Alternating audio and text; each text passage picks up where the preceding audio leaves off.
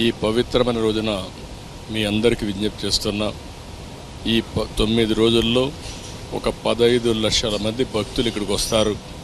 ఈ 15 లక్షల మందికి ఎలాంటి ఇబ్బంది లేకుండా టీటీడీ మేనేజ్మెంట్ అయితే అన్ని కార్యక్రమాలు చేపడుతున్నారు.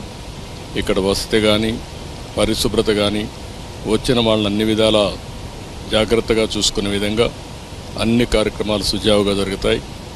దేవుని దయ వల్ల ఇక్కడ అందరం కూడా మనం ఒక సేవకులమారిగా పనిచేసి ఈ భక్తిని ప్రతిబింబించే విధంగా ఇక్కడ గోవింద గోవింద నామస్మరణం తప్ప ఇంకోటి ఏమీ ఉండకుండా మనం చూసుకోవాల్సిన బాధ్యత మనందరిపైన ఉంది.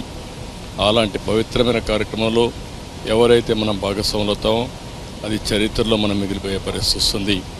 దేవుడు ఆశీస్సులు మెండుగా ఉంటాయి. ప్రతి ఒక్కరు కూడా ఇక్కడికి వచ్చినప్పుడు ఒక పవిత్రతను పాటించవలసిన